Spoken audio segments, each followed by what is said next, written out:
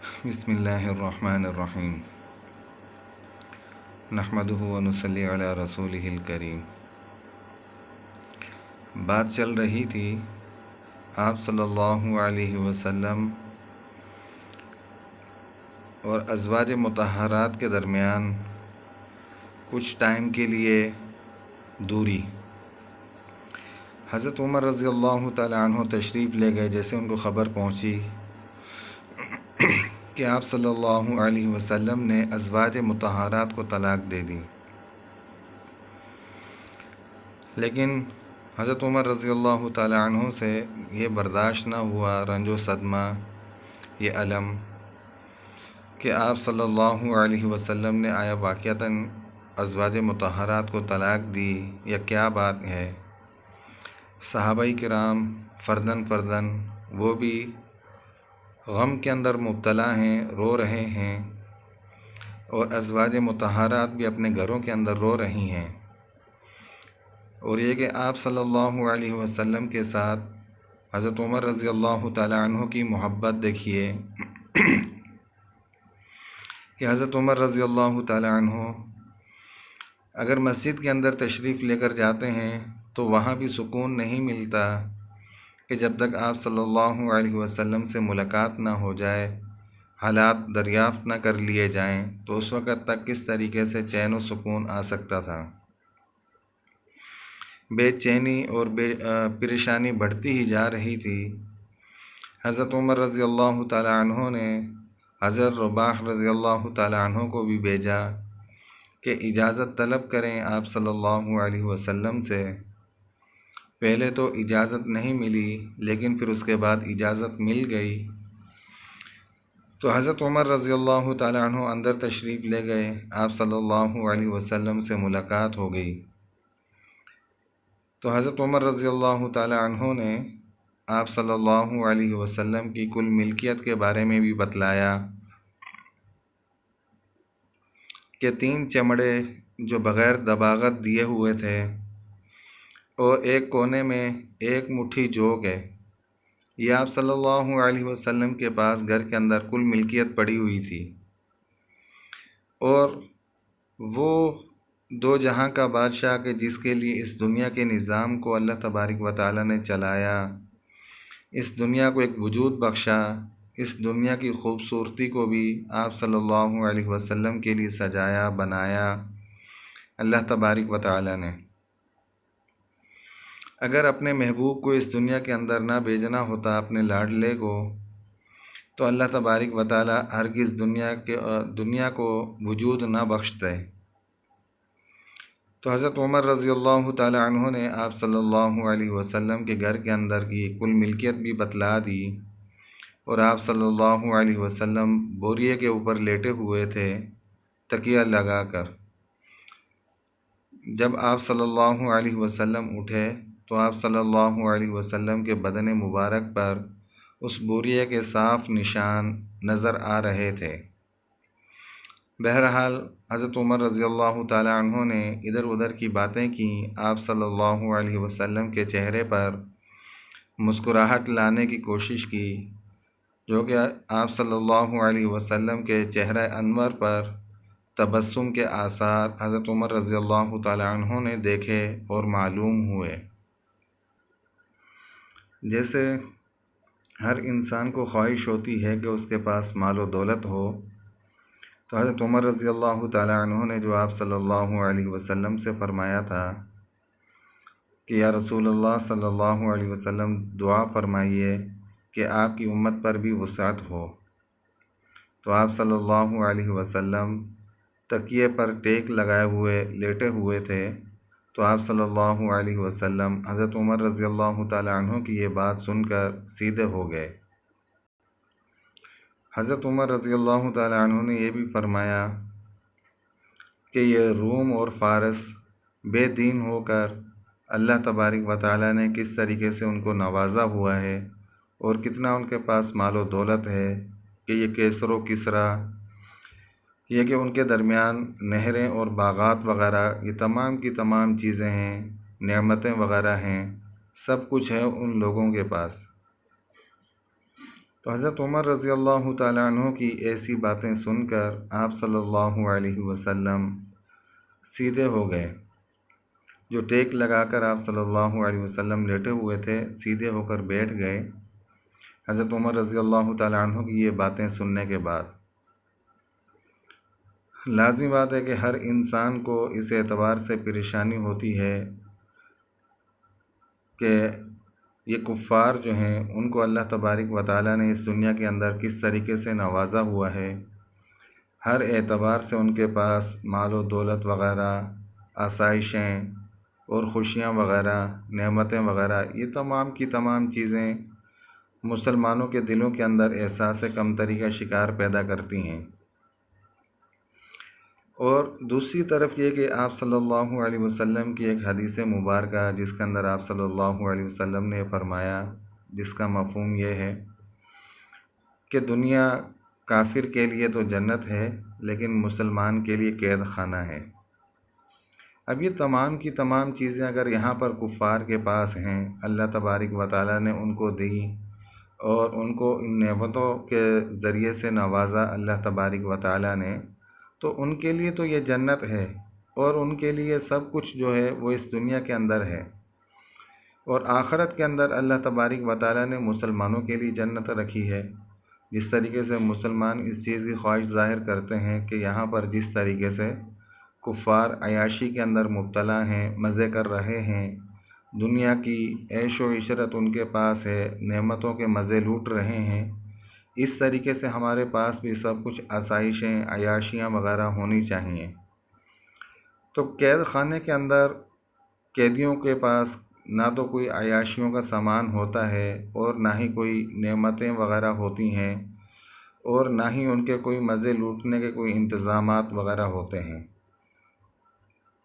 جب تک کیا ہے کہ قیدی قید کے اندر ہوتے ہیں۔ جب قید سے نکل جاتے ہیں پھر اس کے بعد وہ جو کچھ کرنا چاہیں وہ سب کچھ کر سکتے ہیں۔ تو مسلمانوں کے لیے اللہ تبارک و تعالیٰ نے آخرت کے اندر رکھا ہے اور کفار کے لیے اس دنیا کے اندر رکھا ہے۔ اور آپ صلی اللہ علیہ وسلم حضرت عمر رضی اللہ تعالیٰ عنہ کی باتیں سن کر اٹھ کر بیٹھ گئے۔ آپ صلی اللہ علیہ وسلم نے فرمایا کہ اے عمر، کیا تم اب تک بھی اس بات کے اندر شک میں پڑے ہوئے ہو؟ آپ صلی اللہ علیہ وسلم نے فرمایا، سنو، آخرت کی وسعت دنیا کی وسعت سے بہت زیادہ بہتر ہے۔ اور آپ صلی اللہ علیہ وسلم نے فرمایا کہ ان کفار کو پاکیزہ اور عمدہ چیزیں اس دنیا کے اندر دے دیں اللہ تبارک و تعالیٰ نے، اور ہمارے لیے آخرت کے اندر اللہ تبارک و تعالیٰ نے رکھی ہیں مسلمانوں کے لیے۔ حضرت عمر رضی اللہ تعالیٰ عنہ نے فرمایا کہ یا رسول اللہ صلی اللہ علیہ وسلم، میرے لیے استغفار فرمائیں کہ میں نے غلطی کی ہے۔ اور یہ کہ حضرت عمر رضی اللہ تعالیٰ عنہ کو اپنی ان باتوں کی وجہ سے غلطی کا احساس ہوا، تو حضرت عمر رضی اللہ تعالیٰ عنہ نے آپ صلی اللہ علیہ وسلم سے استغفار کی تلقین فرمائی کہ جو چھوٹے ہوتے ہیں لازمی بات ہے کہ وہ اپنے بڑوں کو اپنے لیے اور اپنے ماتحت لوگوں کے لیے دعاؤں کا کہتے ہیں، اور ہونا بھی یہی چاہیے کہ چھوٹے اپنے سے بڑوں کو اپنے لیے دعاؤں وغیرہ کا کہیں، تاکہ وہ جب بھی دعا کے لیے ہاتھ اٹھائیں تو دوسروں کے لیے بھی اپنی دعاؤں میں ان کا حصہ ملائیں اور ان کو شامل حال رکھیں۔ یہ اللہ کے لاڈلے رسول صلی اللہ علیہ وسلم کا طرز عمل ہے، طرز زندگی ہے کہ بوریے کے اوپر کچھ بھی بچھائے بغیر اس کے اوپر لیٹے ہوئے، اور جس کی وجہ سے جس میں اطہر پر اس بوریے کے نشانات وغیرہ پڑے ہوئے ہیں، اور وہ بھی ہر کسی کو صاف نظر آ رہے ہیں کہ آپ صلی اللہ علیہ وسلم کے لیے ان کا بستر وغیرہ، ان کا بچھونا وغیرہ بھی کس طریقے کا تھا اور تکیہ وغیرہ بھی کس طریقے کا تھا، اور گھر کے ساز و سامان وغیرہ کا بھی معلوم ہو گیا کہ کیا احوال ہیں، کیا سامان ہے اس دنیا کے اعتبار سے اس لاڈلے رسول کی زندگی کے اندر، اس کے گھر کے اندر کل ملکیت کیا ہے۔ اور ایک شخص نے دعا کی درخواست کی تو اس پر اس کو تنبیہ بھی فرمائی۔ حضرت عمر رضی اللہ تعالیٰ عنہ نے وسعت کی دعا کے لیے فرمایا آپ صلی اللہ علیہ وسلم سے، تو آپ صلی اللہ علیہ وسلم نے تنبیہ بھی فرمائی حضرت عمر رضی اللہ تعالیٰ عنہ کو کہ بڑے جو ہیں وہ کس طریقے سے سمجھاتے ہیں اور کس طریقے سے سمجھانا چاہیے بڑوں کو کہ وہ چھوٹوں کو کس طریقے سے سمجھاتے ہیں۔ چھوٹے لازمی بات ہے کہ بڑوں کو دیکھتے ہیں کہ ان کی تربیت کا اثر کیا ہے اور کس طریقے سے وہ تربیت کرتے ہیں اپنے سے چھوٹوں کی، اپنے ماتحتوں کی۔ جس طریقے سے آپ صلی اللہ علیہ وسلم نے حضرت عمر رضی اللہ تعالیٰ عنہ کو تنبیہ فرمائی دنیا کی وسعت کی طلبی پر کہ اس چیز کو چھوڑ دو، یہ تو اللہ تبارک و تعالیٰ نے اس دنیا کے اندر کفار کو دے رکھی ہیں یہ چیزیں، کیونکہ ان کے لیے تو کیا ہے کہ یہاں پر جنت ہے اور ان کے لیے وہ تمام کی تمام نعمتیں اور چیزیں، دنیاوی لذات اور جتنی بھی نعمتیں وغیرہ ہیں پاکیزہ ہیں، عمدہ قسم کی، وہ اس دنیا کے اندر ہیں ان لوگوں کے لیے، اور مسلمانوں کے لیے اللہ تبارک و تعالیٰ نے آخرت کے اندر رکھی ہیں۔ حضرت عائشہ صدیقہ رضی اللہ تعالیٰ عنہ سے کسی نے پوچھا تھا کہ آپ کے گھر میں آپ صلی اللہ علیہ وسلم کا بسترا کیسا تھا؟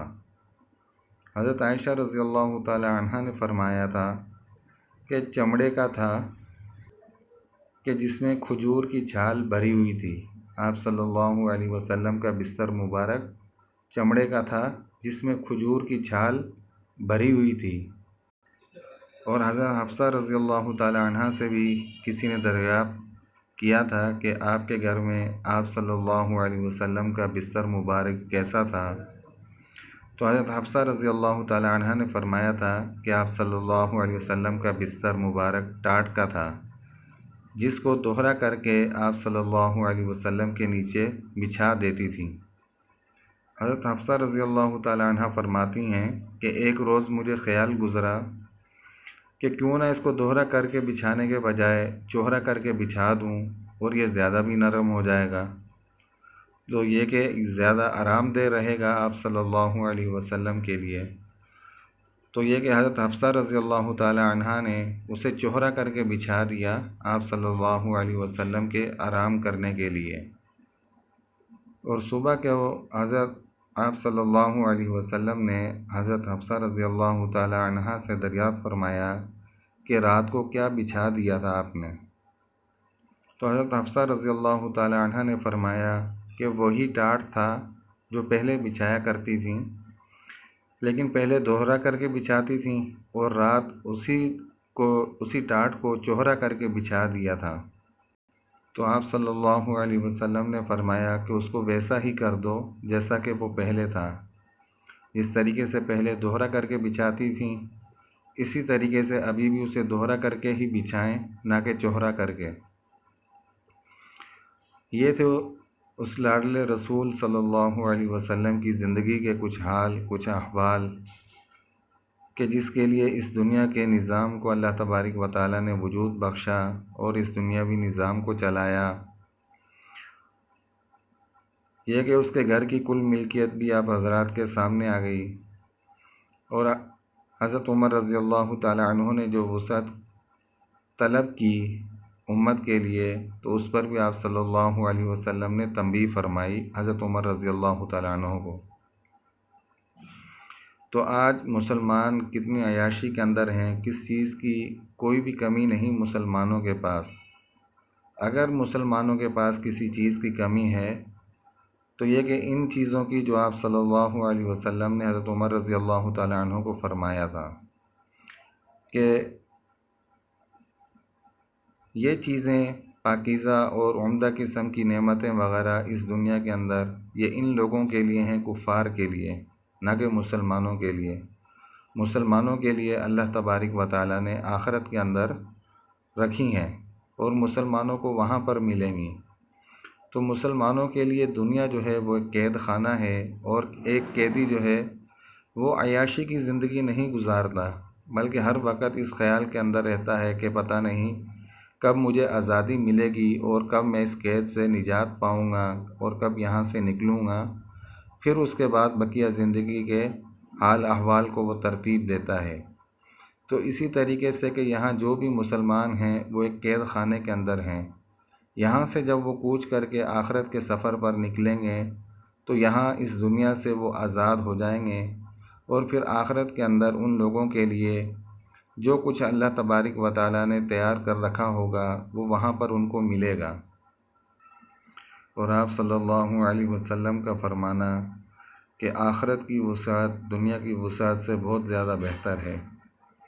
بالکل یہی چیزیں ہیں کہ جو آپ صلی اللہ علیہ وسلم نے فرما دی برحق اور سچ ہیں۔ اور یہ کہ مسلمانوں کو ہمہ یہی جد و جہد کرنی چاہیے، یہی کوشش کرنی چاہیے کہ یہ دنیاوی زندگی تھوڑے سے وقت کے لیے ہے، یہاں پر تو یہ کہ بھوکے رہ کر بھی اور پیٹ بھر کر بھی یہ زندگی گزر جائے گی، لیکن آخرت میں جو آنے والی ہمیشہ کی زندگی ہے اس کے اندر ہم نے کامیاب ہونا ہے۔ اور مسلمانوں کو بھی آخرت والی زندگی کی محنت کرنی چاہیے،